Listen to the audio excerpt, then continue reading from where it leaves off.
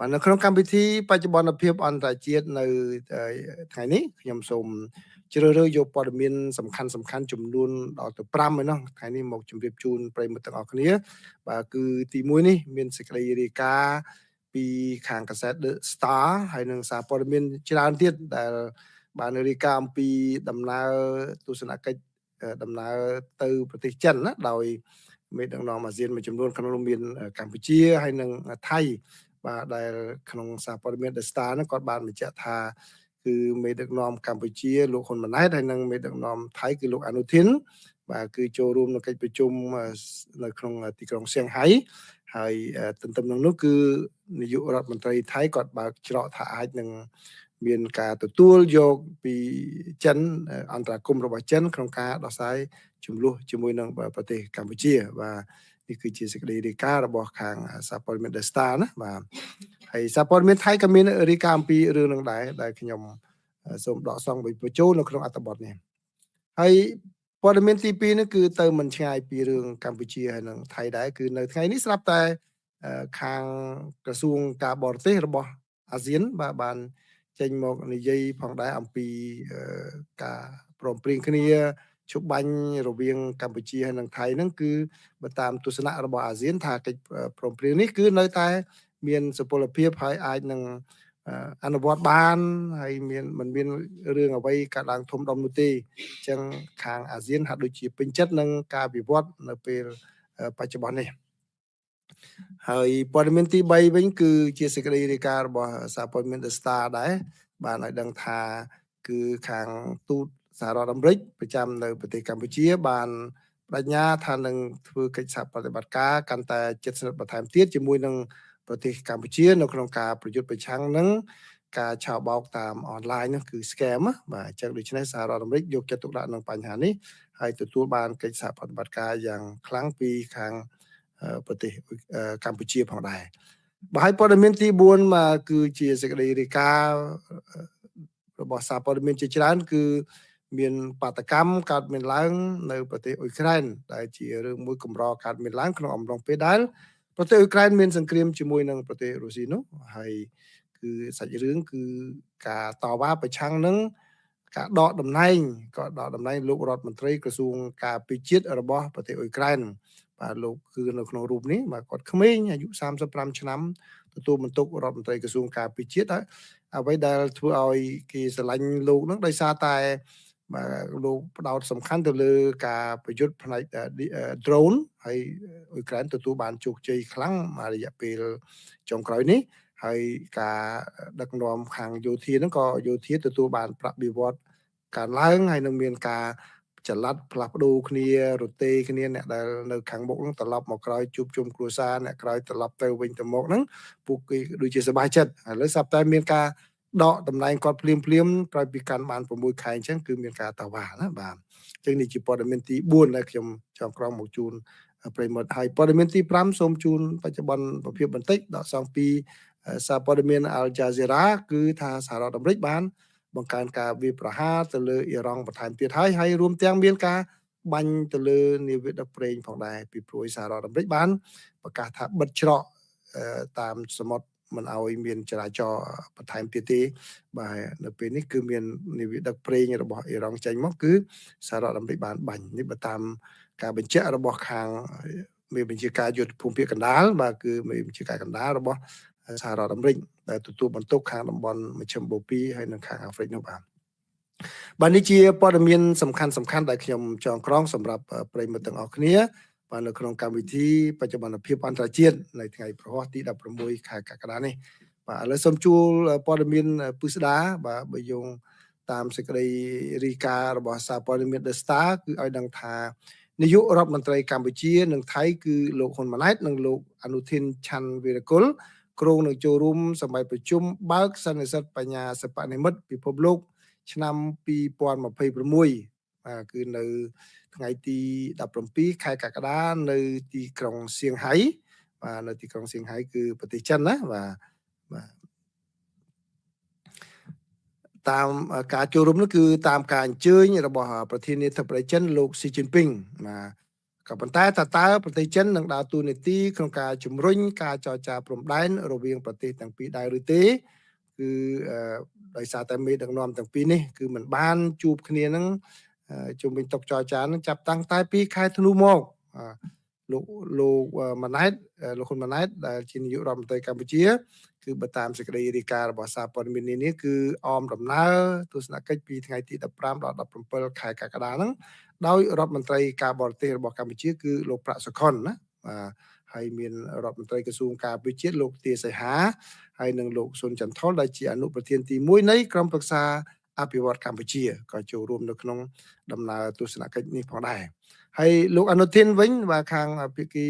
ខាងថៃវិញបាទលោកអនុทิនត្រូវបានគេរាយការណ៍ថានឹងត្រូវអមដំណើរដោយរដ្ឋមន្ត្រីការបរទេសរបស់លោកគឺលោកសៀស័កភួងកិតកែវបាទហើយគឺនាយករដ្ឋមន្ត្រីកម្ពុជានិងថៃគឺក្រុងនឹងជួបជាមួយនឹងលោកស៊ីជីនពីងហើយនិងនាយករដ្ឋមន្ត្រីចិនគឺលោកលីឈៀងសេចក្តីថ្លែងការណ៍របស់ខាងក្រសួងការបរទេសកម្ពុជាបាននិយាយថាដំណើរទស្សនកិច្ចការងារនេះ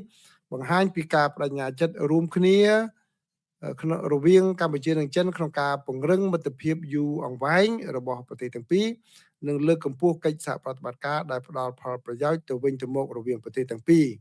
ហើយសេចក្តីប្រកាសហ្នឹងបានបន្តថាដំណើរទស្សនកិច្ចនេះក៏បម្រើជាកម្លាំងចលករថ្មីមួយដើម្បីជំរុញការអនុវត្តភាពជាដៃគូយុទ្ធសាស្ត្រគ្រប់ជ្រុងជ្រោយនៃកិច្ចសហប្រតិបត្តិការពង្រឹងក្របខ័ណ្ឌសហប្រតិបត្តិការនិងការកសាងសហគមន៍កម្ពុជាចិនដែលមានអនាគតរួមគ្នាគ្រប់កលៈទេសៈក្នុងសម័យថ្មីដោយឡែកខាងភាគីថៃវិញបាទខាងភាគីថៃវិញគឺក៏បានចេញសេចក្តីថ្លែងការណ៍ផងដែរណាបាទសេចក្តីថ្លែងការណ៍នៅខាងភាគីថៃហ្នឹងគឺក្រសួងការបរទេសថៃបានឲ្យដឹងថាដំណើរទស្សនកិច្ចរបស់ខាងនាយករដ្ឋមន្ត្រីថៃហ្នឹងគឺដើម្បីពង្រឹងបន្ថែមទៀតនៅភាពជាដៃគូសហប្រតិបត្តិការយុទ្ធសាស្ត្រគ្រប់ជ្រុងជ្រោយថៃចិនដើម្បីជាប្រយោជន៍ទៅវិញទៅមករវាងប្រជាជននៃប្រទេសទាំងពីរបាទហើយបើតាមការឲ្យដឹងនោះគឺនាយករដ្ឋមន្ត្រីកម្ពុជានិងនាយករដ្ឋមន្ត្រីថៃលោកអនុทินហ្នឹងគឺបានចូលរួមវេទិកាកាលពីលើកទី3របស់អាស៊ានដែលពាក់ព័ន្ធជាមួយនឹងអនាគតរបស់អាស៊ានដែលបានប្រពឡើងនៅទីក្រុងហាណូយប្រទេសវៀតណាមកាលពីដើមខែមិថុនាក៏ប៉ុន្តែនៅពេលហ្នឹងគឺមេដឹកនាំទាំងពីរបានត្រឹមតែចាប់ដៃគ្នានៅមុខកាមេរ៉ាប៉ុន្តែមិនមានការពិភាក្សាគ្នាធំដុំឡាមួយឡើយតាក់ទងនឹងចំនួនព្រំដែននៅរវាងប្រទេសទាំងពីរណាបាទប៉ុន្តែនៅថ្ងៃនេះមុនពេលចេញដំណើរគឺលោកអនុทิនបានប្រាប់អ្នកសារព័ត៌មានហើយត្រូវបានសារព័ត៌មានជាច្រើនរបស់ថៃចុះផ្សាយក្នុងនោះរួមមានThai Enquirer ហើយនឹងខាងកាសែត Khao-Sun បាទបានចុះផ្សាយផងដែរខ្ញុំសូមដកស្រង់នៅអ្វីដែលសារព័ត៌មានថៃបានរាយការណ៍ហ្នឹងគឺថៃនាយករដ្ឋមន្ត្រីថៃលោកអនុทินបាទបានថ្លែងថាប្រទេសថៃមិនបិទទ្វារទេគាត់ថាមិនបិទទ្វារទេនៅក្នុងការទទួលយកទូនីតិរបស់ប្រទេសចិនឲ្យដើរតួជាអ្នកសម្របសម្រួលក្នុងការបន្ធូរបន្ថយភាពតានតឹងជាមួយនឹងប្រទេសកម្ពុជាប្រសិនបើទីក្រុងប៉េកាំងស្នើឲ្យជួយបាទសំទោសបើសិនជាទីក្រុងប៉េកាំងគាត់ស្នើចង់ចូលរួមជួយបាទហើយមុនពេលដំណើរទស្សនកិច្ចជាផ្លូវការរបស់លោកទៅកាន់ប្រទេសចិនហ្នឹងគឺលោកអនុทินបាននិយាយថាលោកបានពិគ្រោះជាមួយនឹងក្រមយោធាហើយនឹងជួបជាមួយនឹងអំពីស្ថានភាពអំពីបញ្ហាព្រំដែនថាតើត្រូវធ្វើយ៉ាងម៉េចទៀតឲ្យចង់ឲ្យលោកលើកឡើងជាមួយនឹងលោកប្រធានាធិបតីចិនស៊ីជីនពីងនោះបាទដោយសារតែលោកនឹងជួបគ្នាជាមួយនឹងលោកស៊ីជីនពីងជាមួយនឹងលោកលីឈៀងដើម្បីពិភាក្សាអំពីកិច្ចសហប្រតិបត្តិការបាទទៅលើបញ្ហាជាច្រើនក្នុងនោះមានពាណិជ្ជកម្មសន្តិសុខនិងកិច្ចសហប្រតិបត្តិការទ្វេភាគីហើយលោកក៏បានបន្ថែមថាស្ថានភាពព្រំដែនកម្ពុជាថៃហ្នឹងគឺត្រូវបានក៏អាចនឹងត្រូវបានលើកឡើងក្នុងអំឡុងពេលពិភាក្សាផងដែរដោយពិពណ៌នាថាប្រទេសចិនហ្នឹងគឺជាមិត្តយូរអង្វែងរបស់ប្រទេសថៃបាទអញ្ចឹងគឺជារឿងមួយដែលលោកអនុทินគាត់និយាយដោយខ្លួនឯងតែម្ដងហើយទៅបានសារព័ត៌មានថៃគាត់យកមកផ្សាយទៀតណាបាទគឺគាត់នឹងចង់លើកគាត់មានគម្រោងនឹងលើករឿងហ្នឹងជាមួយនឹងប្រទេសចិនបាទ តែលើកដើម្បីក្នុងគោលបំណងល្អឬយ៉ាងណាគឺមិនទាន់ដឹងទេសារព័ត៌មានថៃបានបន្ថែមទៀតថាលោកអនុทิនក៏បាននិយាយផងដែរថាការពិភាក្សាជាមួយនឹងចិនហ្នឹងគឺក៏មានតកតងនឹងបញ្ហាសហប្រតិបត្តិការជាមួយនឹងភូមាផងដែរដោយឡែកនាយករដ្ឋមន្ត្រីរបស់កម្ពុជាបាទគឺលោកហ៊ុនម៉ាណែតបានសរសេរនៅក្នុងបណ្ដាញសង្គម Facebook របស់លោកបាទបណ្ដាញសង្គម Facebook របស់លោកនៅថ្ងៃទី16នេះដែលខ្ញុំបានចូលទៅយកមកឲ្យសូមចែករំលែកជូនប្រិយមិត្តហ្នឹងគឺនាយករដ្ឋមន្ត្រីកម្ពុជាបានសរសេរតាមបណ្ដាញសង្គមថាលោកថ្លែងអំណរគុណយ៉ាងជ្រាលជ្រៅចំពោះលោកលីឈៀងនាយករដ្ឋមន្ត្រីចិនបាទចំពោះការស្វាគមន៍យ៉ាងកក់ក្ដៅក្នុងដំណើរទស្សនកិច្ចការងាររបស់លោកនៅ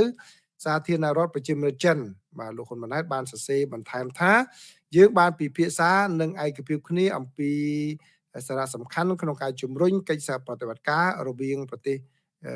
ទាំងពីរគឺកម្ពុជានិងចិនឲ្យកាន់តែរឹងមាំលើគ្រប់វិស័យបាទនេះគឺជាអ្វីដែលខាងកម្ពុជាបានសរសេរណាបាទអញ្ចឹងគឺដោយជាក់លាក់ទៅគឺនៅខាងកម្ពុជានឹងបានជួបជាមួយនឹង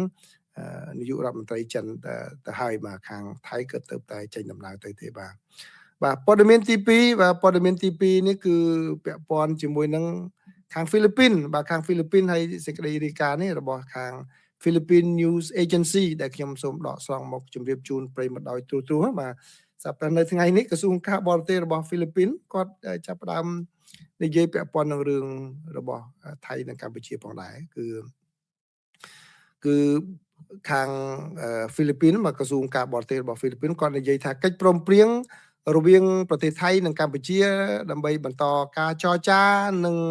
ស្វែងរកដំណោះស្រាយលើបញ្ហាព្រំដែនដែលមានស្រាប់ក្នុងអំឡុងពេលកិច្ចប្រជុំកំពូលមេដឹកនាំទាំងពីរកាលពីខែឧសភានៅទីក្រុងសេប៊ូនៅតែបន្តដំណើរការបាទនេះបើតាមក្រសួងការបរទេសបាននិយាយនៅថ្ងៃប្រហ័សទី16ខែកក្កដានេះអ្នកនាំពាក្យក្រសួងការបរទេសទទួលបន្ទុកកិច្ចការអាស៊ានលោក Dax Imperial បាននិយាយនៅក្នុងសន្និសីទសារព័ត៌មាននៅក្នុងទីក្រុងប៉ាស៊ីថាទោះបីជាការសម្រេចចិត្តរបស់មេដឹកនាំទាំងពីរគឺមេដឹកនាំកម្ពុជាហើយនិងថៃហ្នឹងគឺមានក្នុងអំឡុងពេលកិច្ចប្រជុំខែឧសភាក៏ដោយក៏អាស៊ាននៅតែដំណើរការហើយអាស៊ាននៅតែគ្រប់គ្រងយ៉ាងខ្លាំងក្លាអញ្ចឹងគឺហ្វីលីពីនក៏បានបញ្ជាក់បន្ថែមនៅជំហររបស់ហ្វីលីពីនក្នុងនាមជាប្រធានបដូវវេនរបស់អាស៊ាននៅក្នុងការគ្រប់គ្រងឲ្យមានដំណើរការចរចាគ្នាបាទចរចាគ្នាគឺបានន័យថាមិនមែនគឺចប់ត្រឹមអ្វីដែលថៃបានធ្វើនឹងទេគឺត្រូវតែមានការចរចាបន្ថែមតាមការព្រមព្រៀងក្នុងពេលកន្លងមកដោយអ្នកនាំពាក្យរូបនោះបានបន្ថែមថាហ្វីលីពីនក្នុងនាមជាប្រធាន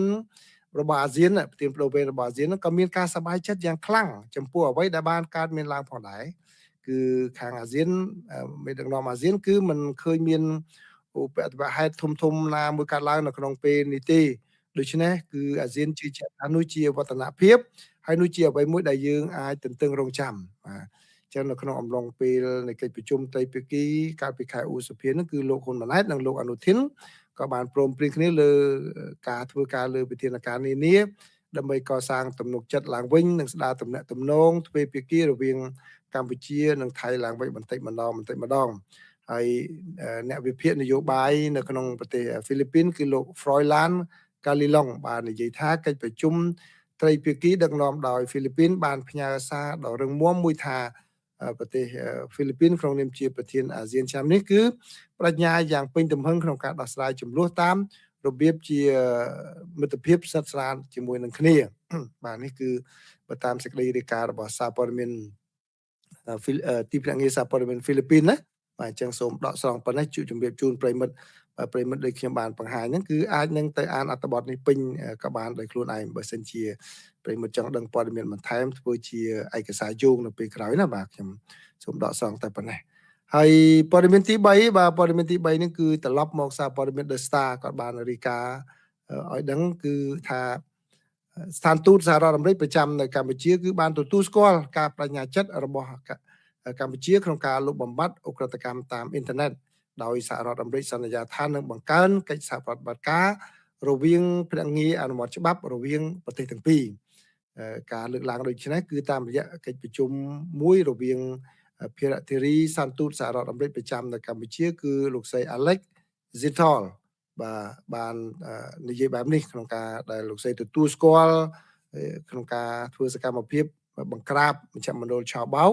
ដែលគណៈកម្មការខាងបង្ក្រាបកិច្ចការហ្នឹងរបស់កម្ពុជាហ្នឹងបានអនុវត្តក្នុងរយៈពេល1ឆ្នាំ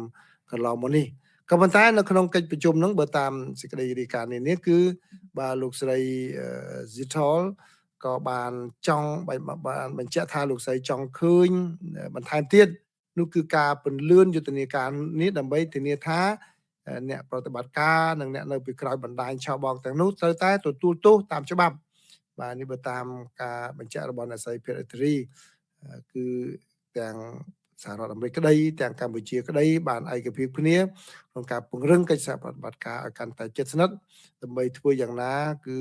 គំតិចមជ្ឈមណ្ឌលឆបោកខុសច្បាប់ទាំងអស់ហើយនឹងលើកកម្ពស់នៅការសហប្រតិបត្តិការគ្នារវាងស្ថាប័នច្បាប់រវាងកម្ពុជាជាមួយនឹងសហរដ្ឋអាមេរិកសារព័ត៌មានក៏បានបញ្ជាក់ឲ្យដឹងថាលោកឆៃស៊ីណារិតប្រធានលេខាធិការដ្ឋាននៃថាគណៈកម្មាធិការចំពោះកិច្ចដើម្បីប្រយុទ្ធប្រឆាំងនឹងការឆបោកតាមបច្ចេកវិទ្យាហ្នឹងគឺក៏បានជម្រាបជូនលោកស្រី Alexandra Zithol ហ្នឹងថាអំពីកិច្ចខិតខំប្រឹងប្រែងរបស់កម្ពុជាផងដែរថាដោយលោកបានបញ្ជាក់ថាកិច្ចសហប្រតិបត្តិការគឺល្អឥតខ្ចោះរវាង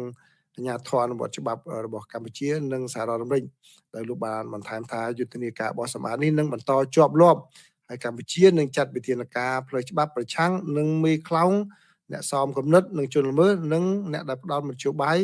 សម្រាប់ការអនុវត្តសកម្មភាពបែបនេះដោយលោកបានបន្ថែមថាគោលដៅរបស់កម្ពុជាគឺលុបបំបាត់បាទគឺរារាំងមិនអោយសកម្មភាពអ៊ុក្រិដ្ឋនេះកើតឡើងជាថ្មីម្ដងទៀតទេហើយកម្ពុជាគឺស្វាគមន៍កិច្ចសហប្រតិបត្តិការជាមួយនឹងសហរដ្ឋអាមេរិកផងដែរបាទនេះជាព័ត៌មានទី3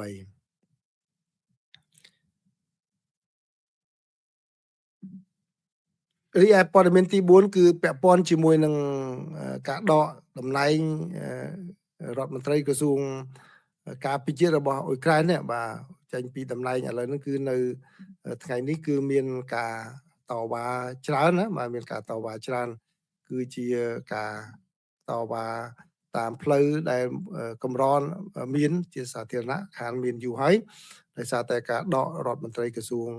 ការពិជាតិរបស់ប្រទេសអ៊ុយក្រែនចេញគឺលោកមីខៃឡូ Federal បាទគឺនេះរូបនេះបាទគាត់នៅក្មេងបាទក្មេងអាយុទៅតែ35ឆ្នាំអាយុទៅតែ35ឆ្នាំហើយមកកាន់ការងារជារដ្ឋមន្ត្រីក្រសួងការពារជាតិហើយពេលចុងក្រោយនេះគឺគាត់អនុវត្តបានជោគជ័យនៅការប្រើប្រាស់ drone វាប្រហារទៅលើគោលដៅនានារបស់រុស្ស៊ីមានទាំងប្រេងមានទាំងផ្លូវសម្រាប់ភ្ជាប់ទៅនឹងតំបន់សំខាន់របស់អ៊ុយក្រែនដែលរុស្ស៊ីប្រើប្រាស់ជាបណ្ដាញតភ្ជាប់ផ្គត់ផ្គង់សម្ភារៈយោធានោះបាទគឺបានទប់ស្កាត់បានច្រើនឥឡូវសាប់តែមានរឿងរ៉ាវយ៉ាងណាសាប់តែដកលោកចេញពីតំណែងបើតាមសេចក្តីរាយការណ៍គឺដោយសារតែលោកមានការមិនយល់ស្របគ្នាជាមួយនឹងអគ្គមេបញ្ជាការគឺលោក Alexander Sitsky បាទអំពីវិធានការនៅក្នុងការបង្ក្រាបការវាយប្រហារទៅលើតបទៅលើរុស្ស៊ីវិញហ្នឹងបាទគឺការដកលោកហ្នឹងគឺនាំឲ្យមានខាងប្រចាំប្រទេសហ្នឹងក៏មានការតវ៉ាផងដែរដោយសារតែគេយល់ថាលោកបានធ្វើការងារល្អហើយទើបតែកាន់ការងារហ្នឹងបាន6ខែទេប៉ុន្តែលោកបានអនុវត្តការងារហ្នឹងជោគជ័យច្រើនដោយរួមមានទាំងក្រៅតែពីការប្រើ drone សម្រាប់វាប្រហារទៅលើរុស្ស៊ីដោយបានជោគជ័យហ្នឹងគឺគាត់យកចិត្តទុកដាក់ទៅលើបញ្ហាប្រាក់ខែប្រាក់បៀវត្សរបស់ខាងយោធាបានទៀងទាត់បានច្រើនហើយទាហានដែលឈរជួរមុខនោះគឺក៏មានការរទេគ្នាផ្លាស់ប្ដូរគ្នាឲ្យបានសម្រាប់ហើយក៏ដូរទៅវិញទៅមកផងដែរមិនឲ្យគ្នានៅត្រាំត្រែងនៅកន្លែងនោះអញ្ចឹងហើយលោកទទួលបានការស្រឡាញ់ពីមហាជនហើយនឹងក៏មានការគោរពពីខាងដៃគូប្រចាំប្រទេសផងដែរពួកគេបានគម្រាមកំហែងថាអាចនឹងមានបញ្ហាកើតឡើងដែរប្រសិនបើដកលោកទៅអញ្ចឹងដូច្នេះគឺនៅក្នុងសង្គ្រាមដែលរុស្ស៊ីចូលឈានពាននៅលើអ៊ុយក្រែននេះតាំងពីចូលឈានពានឆ្នាំ2022មកគឺបើសិនជាគេទៅដកលោក Federal នោះទៀតគឺទី5ហើយបាទទី5ហើយដែលរដ្ឋមន្ត្រីក្រសួងការពារជាតិទៅបានដកចេញជាបណ្ដានោះបាទអញ្ចឹងតើមានដំណោះស្រាយយ៉ាងម៉េចប៉ុន្តែលោក Zelensky លោកបានបញ្ជាក់ថាគឺមិនឲ្យលោក Federal នឹងទៅណាឆ្ងាយទេបាទលោកបានទទួលស្គាល់ថាមានការតវ៉ាអញ្ចឹងកើតមានឡើងក៏ប៉ុន្តែលោកថា លោកមានជំនឿជឿជាក់ថាគឺលោក Federal នោះគឺនឹងនៅតែធ្វើការនៅក្នុងក្រុមការងាររបស់លោកដដែលទេគឺมันអាចទៅណាទេបាទឥឡូវហ្នឹងគឺឥឡូវកំពុងតែពិភាក្សាគ្នាថាតើដំណើរការដំណោះស្រាយនឹងធ្វើយ៉ាងណាតាក់ទងជាមួយនឹងអនាគតការងាររបស់លោក Federal នេះបាទនេះគឺជាព្រឹត្តិការណ៍វិវត្តនៅក្នុងប្រទេសអ៊ុយក្រែនដែលគេចាត់ទុកថាកម្រមានការតវ៉ាបែបនេះណានៅតាមផ្លូវសាធារណៈចាប់តែមានរដ្ឋមន្ត្រីក្រសួងការពិជាតិវ័យក្មេងអញ្ចឹងគឺល្អដែរណាបាទហើយព័ត៌មានចុងក្រោយសូមជូនបច្ចុប្បន្នភាពបន្តិចពីខាងសហរដ្ឋអាមេរិកហើយនិងអ៊ីរ៉ង់បាទបើតាមសេចក្តីរាយការណ៍របស់សារព័ត៌មាន Al Jazeera ឲ្យដឹងថាសហរដ្ឋអាមេរិកគឺឥឡូវនេះបានបន្តការវាយប្រហារប្រឆាំងនឹងអ៊ីរ៉ង់ដោយវាយប្រហារចំគោលដៅបន្ថែមទៀតចូលទៅក្នុងប្រទេសអ៊ីរ៉ង់គឺទៅតំបន់ភាគខាងជើងបាទកាន់តែចូលជ្រៅគៀកទៅដល់រដ្ឋធានីតេហឺរ៉ង់របស់អ៊ីរ៉ង់ហើយបាទដែលជាលើកដំបូងហើយដែលសហរដ្ឋអាមេរិកមិនបាន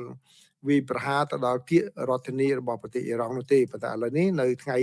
ប្រហោះនេះគឺវាទម្លាក់គ្រាប់បែកហ្នឹងគឺកាន់តែគៀកទៅទីក្រុងតេហឺរ៉ង់ហើយបើយោងតាមការបញ្ជាក់របស់ខាងយុទ្ធភូមិភាគកណ្ដាលរបស់សហរដ្ឋអាមេរិកនោះបាទ CENTCOM បានបញ្ជាក់នៅព្រឹកព្រលឹមថ្ងៃប្រហោះនេះថាគឺខាងយោធារបស់សហរដ្ឋអាមេរិកនោះបានវាយប្រហារចំគោលដៅយោធាជាច្រើនបាទដែលធ្វើយ៉ាងណាធ្វើឲ្យសមត្ថភាពយោធារបស់អ៊ីរ៉ង់នឹងចុះខ្សោយមិនអាចនឹងគម្រាមកំហែងទៅដល់នាវាដែលបើកឆ្លងកាត់ជានាវាស៊ីវិលដែលបើកឆ្លងកាត់ច្រកសមុទ្រ Hormuz បានទេបាទហើយគឺទន្ទឹមនឹងនោះខាងសហរដ្ឋអាមេរិកក៏បានទទួលស្គាល់ផងដែរថាខ្លួនបានបាញ់ចំនាវាដឹកប្រេងមួយធ្វើឲ្យនាវាហ្នឹងគឺมันអាចដំណើរការបាននៅពេលដែលនាវានឹងព្យាយាមបើកឆ្លងកាត់ច្រកសមុទ្រ Hormuz នោះហើយបើតាមការចងក្រងរបស់ Al Jazeera បានឲ្យដឹងថាយ៉ាងហោចណាស់គឺមកដល់ពេលនេះមានមនុស្សចំនួន35នាក់ហើយត្រូវបានសម្លាប់ហើយនឹងជាង300នាក់ទៀតបានរងរបួសនៅក្នុងការវាយប្រហារដែលសហរដ្ឋអាមេរិកបានបើកប្រតិបត្តិការតាំងពីថ្ងៃពុធមកហើយបានធ្វើឲ្យមនុស្សស្លាប់ហើយទាំងសហរដ្ឋអាមេរិកនិងអ៊ីរ៉ង់គឺខិតខំព្យាយាមយ៉ាងណាបាទគ្រប់គ្រងតំបន់ច្រកសមុទ្រ Hormuz ពីព្រោះវាជាច្រកសំខាន់ហើយសហរដ្ឋអាមេរិកវិញក៏បាននិយាយថាការវាយប្រហារដែលខ្លួនធ្វើនៅពេលនេះជាការសងសឹកទៅនឹងប្រទេសអ៊ីរ៉ង់ដែលបានវាយប្រហារចំនាវាដឹកទំនិញចំនួន3គ្រឿងបាទដែលបានបើកឆ្លងកាត់ច្រក Hormuz បាទសូមអរគុណប្រិយមិត្តទាំងអស់គ្នានេះជាព័ត៌មានសំខាន់ដែលខ្ញុំចងក្រងសម្រាប់ប្រិយមិត្តទាំងអស់គ្នានៅក្នុងកម្មវិធីបច្ចុប្បន្នភាពអន្តរជាតិនៅយប់ថ្ងៃប្រហោះនេះបាទសូមអរគុណណាសម្រាប់ប្រិយមិត្តដែលចូលមកស្ដាប់ការចែករំលែកព័ត៌មានសូមចប់តែប៉ុណ្ណេះសូមជម្រាបលា